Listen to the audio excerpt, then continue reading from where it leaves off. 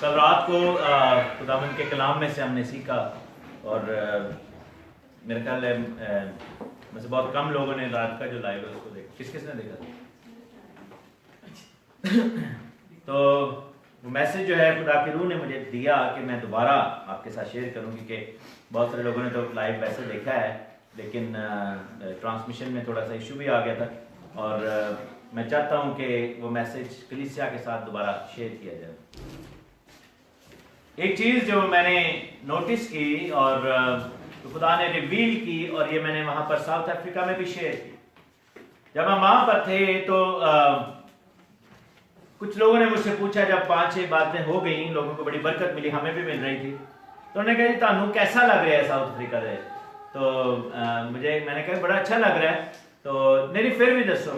तो मैंने फिर उनसे कहा, मैंने कहा भाई मुझे यहाँ पर रूहानी जोश बड़ा नजर आया है, खुदा आप लोगों को बड़ी बरकत दे।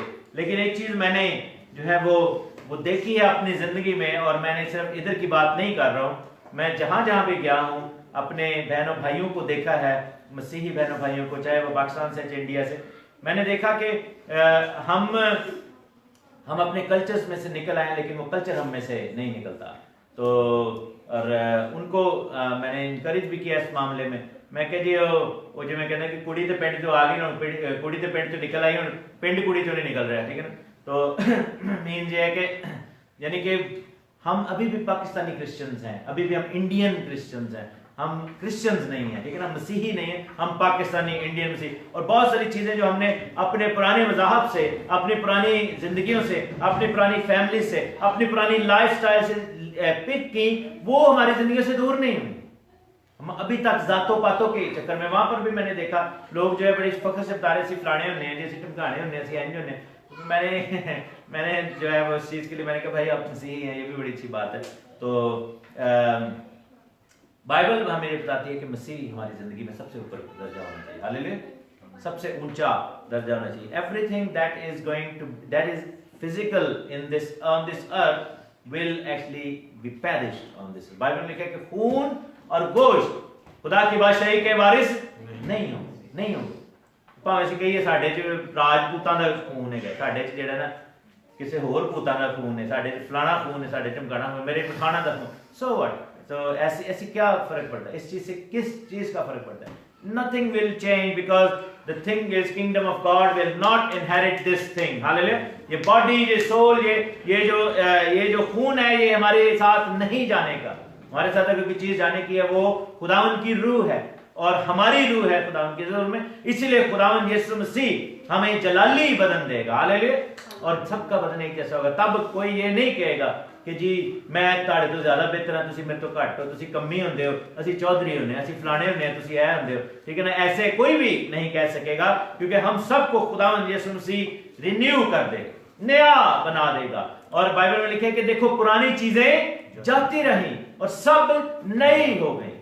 तो जब तक जो है पुरानी चीजें हमारी जिंदगी से नहीं जाएंगी, if you want to live according to the kingdom of God, and if you want to live as per the blessings that are inherited in the kingdom of God, you have to live with the mindset of the kingdom of God. Hallelujah. अगर आप चाहते हैं कि आपकी जिंदगी में खुदा के कलाम की, उसकी बादशाही की, उसकी नेकी की, उसकी जो है वो आसमान की बरकतें आए, तो फिर हमारा सोचना आसमानी होना चाहिए, हमारा उठना बैठना आसमानी होना चाहिए, बादशाही वाला होना चाहिए। ये बड़ा जरूरी है क्योंकि हम ऐसा अगर नहीं करेंगे तो हमारे लिए ये बात नुकसान की है। So many times we suffer, so many times we are laid back and we stay back and we do not get the chance to take the blessing. बहुत दफा होता है कि we fail to actually take the blessing or receive the blessing, हम fail हो जाते हैं। उसका रीजन क्या है? उसका रीजन ये है we fail to act as the person of the kingdom of God, and that is why we fail to receive the blessing. Okay, यूहन्ना ने क्या किया था? यूहन्ना बपतिस्मा देने वाले ने शागिर्द भेजे, खुदावंद से कहा कि तू ही है कि ਅਸੀਂ किसी और ਨੂੰ चेक करिए, फिर ना are you the one कि shall we look in any other direction? तो खुदावंद ने क्या कहा था कि देखो जाकर बात करो कि बादशाही आ गई है, अंधे दिखते हैं, लंगड़े चलते हैं, कोड़ी पाक साफ हो रहे हैं और मुर्दे जिंदे हो रहे हैं, गूंगे बोल रहे हैं और खुशखबरी सुनाई जा रही है, तू कह रहे कि मैं हूँ। तो हमारी जिंदगी में अगर वाकई मसीह आ गए तो फिर अगर हम अंधे थे, अंधापन था, तो फिर वो जाता रहना चाहिए, ठीक है ना। अगर लंगड़ापन था तो हमारे घुटने मजबूत हो जाने चाहिए, दुआया जिंदगी बन जानी चाहिए। अंधापन था तो हमारी आंखें खुल जानी चाहिए, क्योंकि कलाम का नूर हमारी आंखों में आ गया। अगर मुर्दापन था तो अब हम मुर्दे नहीं रहे, बल्कि खुदावंद यीशु मसीह में जिंदा हो गए। हालेलुया, क्योंकि बपतिस्मा ने हमें एक नया इंसान बनाया है। अगर हमारे ज़हन में हमारे अंदर गूंगापन था तो बाइबल में लिखा है कि गूंगे की जुबान गाएगी और खुशी के साथ वो गीत गाएगा। हमारी जुबानों को खुदा ने इलाज कर दिया है। और बहरापन था तो वो भी जाता रहा है, कोढ़ भी जाता रहा। लेकिन अगर हम पुराने ही तरीकेकार से सोचते रहेंगे, that means कि we are living according to our terms, we are not living according to the terms of the Most High. खुदावंद की हम terms के साथ नहीं रह रहे, and that is why sometimes we fail to receive the blessing and healing and whatever we are asking for. क्योंकि क्या होता है कि हमारी जिंदगियों में हम हर उस चीज को देख रहे होते हैं जो कि हमारी मदद करने के काबिल नहीं है, लेकिन हम खुदावंद को नहीं देख रहे। यहाँ पर एक मिसाल है यूहन्ना की इंजील उसके 5वां बाब, John chapter 5 verse 2। John chapter 5 verse 2 लिखा है कि यरूशलेम में भेड़ दरवाजा के पास एक हौज है। कहां पर हौज है? यरूशलेम में भेड़ दरवाजा के पास एक हौज है, जो इब्रानी में बैतहस्दा कहलाता है। उसके 5 बरामदे हैं। उनमें से बहुत से बीमार और अंधे और लंगड़े और पजमुर्दा लोग पानी के हिलने के मुंतजिर होकर पड़े थे, क्योंकि वक्त पर खुदावंद का फरिश्ता हौज पर उतरकर पानी हिलाया करता था। पानी हिलते ही जो कोई पहले उतरता वो शिफा पा जाता, उसकी जो कुछ बीमारी क्यों ना हो। वहां एक शख्स था जो 38 बरस से बीमारी में मुब्तला था, और उसको यीशु ने पड़े देखा और ये जानकर कि वो बड़ी मुद्दत से इस हालत में है, उससे कहा कि क्या तू तंदुरुस्त होना चाहता है? उस बीमार ने उसे जवाब दिया कि आए खुदावंद, मेरे पास कोई आदमी नहीं कि जब पानी हिलाया जाए तो मुझे हौज में उतार दे, बल्कि मेरे पहुंचते पहुंचते दूसरा मुझसे पहले उतर पड़ता है। यीशु ने उससे कहा कि उठ और अपनी चारपाई उठाकर चल। और वो शख्स फौरन तंदुरुस्त हो गया और अपनी चारपाई उठाकर चलने फिरने लगा। खुदा का शुक्र, खुदा की तारीफ। यहाँ पर मजे की बात यह है कि सेटिंग को हम देखें तो सेटिंग बड़ी परफेक्ट है। यरूशलेम, city of God, where peace is, where his house is, खुदा की हैकल है, वहां घर है खुदा का। And the city is called by after the name of the Most High. और दरवाजा जो है वो कौन सा दरवाजा है? वो आम दरवाजा नहीं, भेड़ दरवाजा, जहां से भेड़ें अंदर आई, ठीक है। खुदावंद के लोगों के लिए एंट्री डोर है। और वो पूल जो है पानी का जिसमें शिफा है वो भी वहां पर है। और 5 बरामदे भी हैं जहां से लोग एंटर हो सकते हैं। लेकिन हमें क्या नजर आता है कि उस तमाम सेटिंग के बावजूद वहां पर एक ढेर लगा हुआ है। किस चीज का? लोगों का। वो लोग क्या है? बीमार है, बीमार है। I was sharing this last night कि perfect setting does not mean that you will get the blessing, because blessing is based on your attitude. Perfect setting and wrong attitude will ensure that you will go back without the blessing. अगर आपका तरीकाकार, आपका attitude गलत है तो जितनी मर्जी setting perfect हो जाए वो आप ब्लेसिंग नहीं पा सकते। यीशु मसीह नासरत में गए थे, वहां पर क्या हुआ था? मौजे दिखा सके थे कि नहीं? क्या यीशु मसीह की पावर चली गई थी? क्या यीशु मसीह की जो है वो कुदरत और खुदा का इख्तियार चला गया था? नहीं। लेकिन बाइबल में लिखा है कि वहां पर एक भी मौजज़ा वो नहीं दिखा सका, because there was nothing wrong with Jesus Christ, something wrong was with the people over there. उनका रवैया ठीक नहीं था, उनका एटीट्यूड ठीक नहीं था, उनका ईमान नहीं था।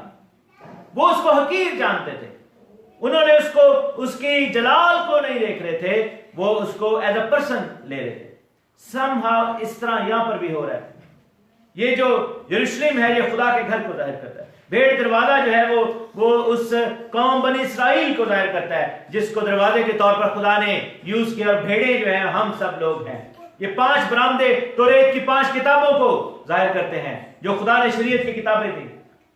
लेकिन खुदा ने ये सब कुछ दिया, खुदा ने अपने वादे भी किए, अपना घर भी दिया, हैकल भी बनवाई, शरीयत भी दे दी, खुदा ने जो है वो यरूशलेम भी बना दिया। लेकिन प्रॉब्लम क्या है? हम फिर भी बीमार हैं, अंधे, लंगड़े और मुर्दे हैं। क्यों? क्योंकि मसला हमारे साथ है। सेटिंग जितनी मर्जी खुदा ने ठीक कर दी हो, लेकिन चूंकि हमारा एटीट्यूड ऐसा रहा, कि हम जो है वो बरकत नहीं थे पा सकते। इसीलिए बाइबल में लिखा है कि शरीयत गुनाह का आपको पहचान तो दे रही है, लेकिन अजाले के लिए खुदावंद यीशु मसीह का आना जरूरी था। वहां पर पानी भी है, हौज भी है, फरिश्ता भी आता है, और लिखा है कि एक मुकर्ररा वक्त पर आकर वो पानी को हिलाता था। पुराने अहद में आपको सिर्फ एक अपॉइंटेड टाइम पे ही माफी मिलती थी, जब यौम किपोर आता था, कफारे की ईद आती थी, कुर्बानी चढ़ाई जाती थी। लेकिन जो परमानेंट सोल्यूशन है वो नहीं है, परमानेंट सोल्यूशन नहीं था। लेकिन परमानेंट सोल्यूशन किसके पास है? खुदावंद यीशु मसीह के पास। हालेलुया, खुदावंद यीशु मसीह के पास परमानेंट सोल्यूशन। इसलिए हमने लास्ट टाइम जब यहाँ पर मैंने प्रीच किया था तो मैंने ये कहा था कि खुदा के पास आने वाले को ईमान रखना चाहिए कि वो अपने तालिबों को बदला देता है और वो मौजूद है हमारे दरमियान। और यहाँ पर हुआ ये है कि फरिश्ता आता है, पानी भी हिलाता है, सब कुछ होता है, खुदा की हुजूरी और जलाल भी नजर आता है। लेकिन एक शख्स जो है वो वहां पर 38 बरस से बीमार, all his life time that person is there sick and suffering. 38 years old. अब वो शायद बीमारी में 38 ईयर्स ओल्ड है या फिर उम्र का 38 ईयर्स ओल्ड, लेकिन he is suffering from this sickness and disease and this problem for 38 years। और वो शख्स जो है खुदा के घर में होने के बावजूद बीमार है। ऐसा क्यों है? क्या हम में से कभी ऐसे लोगों को आप जानते हैं? क्या हम कभी ऐसी पोजीशन में तो नहीं रहते कि हम खुदा के घर में भी आते हैं, हम खुदा की हजूरी में भी पढ़ते हैं, हम खुदा की सेटिंग में भी हैं और फरिश्ते भी आए हैं, पानी भी हिलता है, शेकिंग भी होती है, सारा कुछ होता है, लेकिन क्या है कि हम जैसे आते हैं वैसे ही चले जाते हैं। Why is that? Why is that? किताबें भी हैं, बरामदे भी साढ़े को पूरे ने हैं, बाइबल भी है, स्टडी भी है, वर्शिप भी अच्छी है, कलाम भी है, मसीह की हजूरी भी है, एंजल्स को भी हम बुला रहे हैं, पानी यहाँ पर शेक भी हो रहा है, हर वक्त जो है खुदा की हजूरी और जलाल को हम महसूस भी करते हैं। लेकिन we are sitting and laying the way we were and we are never ever getting better। इसका क्या रीजन है? That is to do with our heart and attitude। Don't be like नासरत के लोगों की तरह ना बने, क्योंकि मसीह भी नासरत से था और बाकी लोग भी नासरत से थे, और मसीह जो कि दुनिया का बादशाह है वो उन लोगों को ठीक ना कर सका। हालांकि वो यीशु दे पिंड दे सन, यीशु दे अपनी फैमिली दे सन। Does it make difference if you say कि मैं यीशु के गांव का हूं, यीशु की फैमिली का, असि पड़ोसी होने सन, यीशु मसीह और मैं इकट्ठे ही हम बड़े हुए, so what? लेकिन बाइबल में लिखा है कि they could not get any blessing, that attitude की वजह से। और जब यीशु मसीह आए हैं, वहां पर यीशु मसीह आए हैं, यीशु ने उसको देखा और ये जान करके वो बड़ी प्रॉब्लम में है, यीशु ने उसको एक डायरेक्ट क्वेश्चन किया, and that question was very suggestive question. It had an offer in the question, and the offer was, do you want to be healed? क्या तू तंदुरुस्त होना चाहता है? आपको पता है यीशु मसीह ने इसको ये सवाल जो है वो ऐसे क्यों किया? बाकी जितने भी मौजूद में देखें तो खुदावंद ने उनसे क्या पूछा था कि what do you want me to do for you? तू क्या चाहता है कि मैं तेरे लिए करूं? लेकिन खुदा ने इसको नहीं पूछा, खुदा ने इसको ये कहा कि क्या तू तंदुरुस्त होना चाहता है? There is a difference. एक में जो है वो एक में क्वेश्चन किया जा रहा है कि टेस्ट किया जा रहा है कि what do you want me to do for you? खुदावंद पूछ रहे हैं कि आया इसको पता भी है कि नहीं। लेकिन this person has suffered so much, Jesus didn't want him to go through that problem. और उसने खुदावंद ने कहा कि क्या तू तंदुरुस्त होना चाहता है? Do you want to be healed? और आगे से जवाब उसने क्या दिया? जवाब क्या दे रहा है? कहता है कि मेरे पास कोई आदमी नहीं है जो मुझे पानी में डाल सके, क्योंकि जब पानी हिलता है तो कोई और मेरे से पहले उतर जाता है। Is this the right answer to what Jesus is asking? Jesus said, do you want to be healed? And he said, I don't have a man who can put me in this water. That is, कह लें कि ये खुदा की बेहुरमती है कि जब यीशु हमारे दरमियान में खड़ा है, वो यीशु जिसको देखकर मैं पढ़ रहा था, मैं कह रहा था खुदा यीशु मसीह की जो वर्ल्डली पर्सनालिटी थी वो भी इतनी स्ट्रांग थी कि डिमोनाइज्ड शख्स जिसके अंदर पूरी लश्कर था, वो जो पत्थरों को मारता था, लोगों को जो जंजीरों से बांधा नहीं जा सकता था, जब उसने यीशु को देखा तो उसने अपना चेहरा छुपा लिया और वो कदमों पर झुक गया। बदरुएं उस यीशु को देखकर चीखें मारती थी और दुनिया के लोगों की जिंदगियां बदल जाती थी। बदरू और जो आम शख्स जो गुनाह से भरा हुआ था, वो औरत जिसके अंदर 7 बदरुएं थे, मरियम मगदलीनी, जब उसने यीशु को देखा तो उसने अपनी बंदी को वहीं पर छोड़ा और आजाद होकर यीशु के कदमों में आ गई। और ये शख्स जो है ऐसा ईमान में मुर्दा हो चुका है, ऐसा जो है इसका फेथ खत्म हो चुका हुआ है, ऐसा इसका फेथ डेड है कि he sees Jesus right in front of him, लेकिन he still is not able to recognize him। और वो उसको नहीं कह रहा और उसकी उस ग्रेट ऑफर को भी नहीं ले रहा, बल्कि क्या कर रहा है कि वो कह रहा है कि तू मुझे कह तो रहा है शिफा के लिए, लेकिन आई नीड अ मैन, मुझे कोई बंदा चाहिए जेड़ा मैनू पानी सुट दे। How many times we go for second hand option? How many times we go for secondary option? How many times we get satisfied on things that are not from God, and how many times we are satisfied on our own mindset and the secondary option and the वो घटिया option के लिए हम जो है वो हाँ कर देते हैं। कई दफा लोग जो है, और आप ये देखेंगे ये प्रॉब्लम जो थी वो सारा में थी। खुदा ने उसको कहा कि मैं तुझे बेटा दूंगा, खुदा ने कहा कि अब्राहम और सारा मैं तुझ में से बेटा दूंगा, और वो घटिया ऑप्शन पर चलेगी, घटिया ऑप्शन पर चलेगी। उसने नौकरानी उसके हवाले कर दी और उससे इस्माइल पैदा हुआ, जो आज तक प्रॉब्लम जो है वो देता है इसहाक को। मेरे अजीजों, why do we want to settle on something that is so less worthy? Why do you want to do that? आप क्यों ऐसा करना चाहते हैं? यीशु ने आपको कहा है, लेकिन प्रॉब्लम यह है कि उस शख्स को, शायद उस शख्स में प्रॉब्लम भला क्या थी?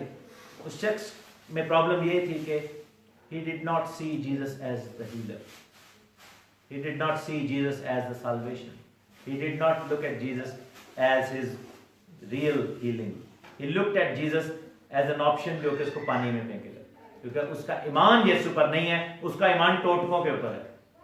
पाकिस्तान में बड़े लोग भी टोटके कर देने, इंडिया भी कर देने। यीशु नहीं तो बाबा जी सही है, फलाने बाबे को चले जाओ, फलाने को चले जाओ, टमकाने को चले जाओ, जादूगर को चले जाओ। एंटी बहुत दुआ करती है, देखो जाओ एंटी जड़ा कुछ पढ़ दी है, मड़के दे देंदी, पढ़ के कागज से कुछ लिख के देंदी, कहते गले च पा लो, बाजू ना बन लो, ठीक है। घर जाके अपनी जी दलीज उससे किलकुल ठोक लेना 2-4, उत्थों जो बंदा लंघेगा जिदा पैर पिया तो बस बंदा ही जड़ा ना कहने, और तकिए के थले रखना, पानी की घोल के पी लो, ये चीज़। We do everything but not what God is saying। वो जो नुमान कोढ़ी आया था, खुदा के नबी ने उसको क्या कहा था कि खुदा का हुक्म है कि तू जाकर यर्दन में पोते लगा और खुदा तुझे शिफा दे देगा। वो गुस्से में आ गया, वो लानत बकने लग गया, वो कहने लगा कि साढ़े उत्थे एडे एडे बड़े दरिया और ये गंदे से नाले में मुझे कह रहे हैं, ठीक है ना। उसने उसको हकीर जाना, तहकीर की उसकी, डिसरिगार्ड उसको किया उस ब्लेसिंग को।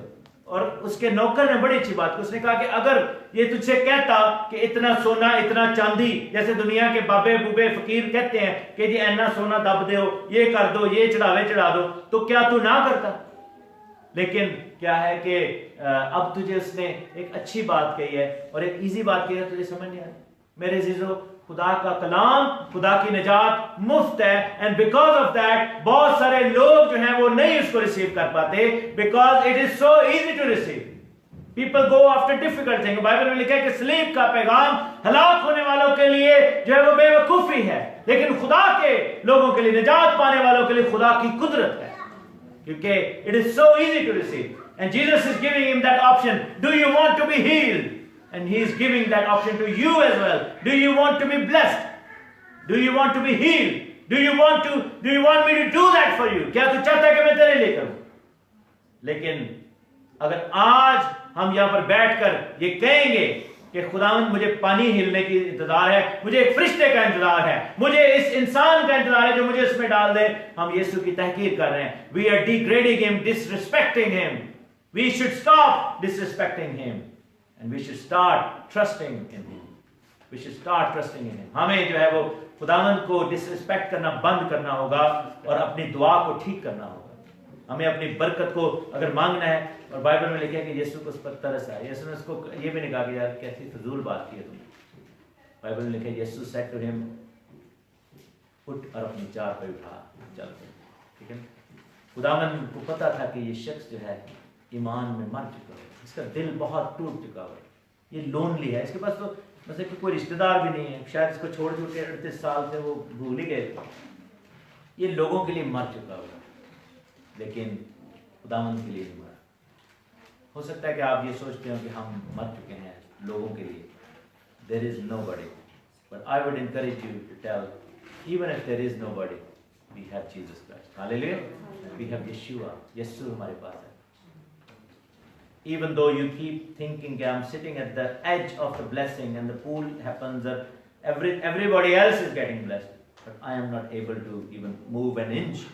लेकिन Bible tells us कि when Jesus Christ comes into the life, और Bible ये बताती है कि तब फिर हौज की भी जरूरत नहीं रहेगी, तब फिर फरिश्ते की भी जरूरत नहीं रहेगी, तब फिर आपको जो है वो पानी के हिलने का इंतजार नहीं करना पड़ेगा, तब फिर आपको जो है वो किसी भी इंसान को नहीं देखना पड़ेगा, तब फिर आपको किसी के चेहरे की तरफ नहीं देखना पड़ेगा, क्योंकि खुदावंद यीशु मसीह आपकी जिंदगी में आ गए, वो जो बादशाहों का बादशाह, हालेलुया, वो जो जिसने सब कुछ बनाया है, everything else will become irrelevant in your life, every other option will become irrelevant, every other plan B, plan C will become irrelevant for you, because Jesus' plan, God's will is the most perfect thing in your life, ठीक है ना। खुदावंद की जो मर्जी है हमारी जिंदगी की सबसे परफेक्ट चीज होनी चाहिए, एंड बाइबल में लिखा है कि उसकी बादशाही की तलाश करो तो सब चीजें तुम्हें मिल जाएंगी।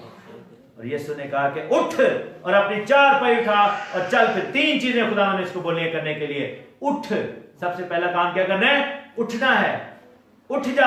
बाइबल ने लिखा कि ए दुख्तरे सयून, daughter of Zion, rise and shine, leave your slumber, अपनी जो पुरानी चीजों को छोड़ दे, उठ खड़ा हो। हम अगर बैठे हैं, लेटे हैं, हम जख्मी हैं, हम दुखी हैं, उठ खड़े हो, rise, because this is what you need to do, we have to rise in his presence, hallelujah. पीछे ना रहो, तो लिखा कि तुम दुम नहीं हो, तुम सर हो, उठो, और उठना होगा, हमें खड़े होना पड़ेगा। अगर हम बैठे रहेंगे, दुखी रहेंगे, अगर हम गिरे रहेंगे, तो फिर हम मसीह को रिसीव नहीं कर सकेंगे। दूसरा उसने कहा कि अपनी चारपाई उठा, दूसरा यह है कि जो सलीब है, जिस चीज को आपने सफर किया था, उसको अपनी सलीब बना लो और उठा लो। और बाइबल लिखा है कि जो शख्स मेरे पीछे चलना चाहे और वो अपनी सलीब नहीं उठाता, वो मेरी शागिर्द होने के लायक नहीं है। Start lifting up your cross. तीसरा लिखा है कि चल, मीन्स के वॉक बिहाइंड मी। और वो फकीर जो बैठा, बाइबल लिखा है कि फकीर था, वो राह के किनारे बैठा हुआ था, अंधा था। यही रीजन था कि वो अंधा था, because he always was by the road side, he never ever walked on the road. Whenever we will stop walking from following Jesus Christ, we will become blind. और लिखा है कि वो फकीर ही बन गया, अंधा ही रह गए, और पीछे ही रहा, चलता ही नहीं था खुदा में। और ये इसका प्रॉब्लम था, he was not walking with the Lord, और वो अंधा था। तो बाइबल लिखा है कि जैसे खुदा ने इसको आंखें दे दी, उसने अपना सब कुछ छोड़ दिया और पीछे चल पड़ा। उसने फिर नहीं सोचा। तो हमें खुदावन के पीछे चलना होगा, if you want to be whole and holy and sanctified. खुदावन आज आपको कहता है, उठो, सलीब को उठाओ, मेरे पीछे चलो, and stop looking at second options, start looking at Jesus Christ. पतरस की मानंद नहीं, जिसने थोड़ी देर देखा और पानी पर चला, लहरों को देखा तो डूबा। हमें बाइबल लिखे अपने कामिल करने वाले मसीह को तकते रहो। आमीन। खुदावंद आपको बड़ी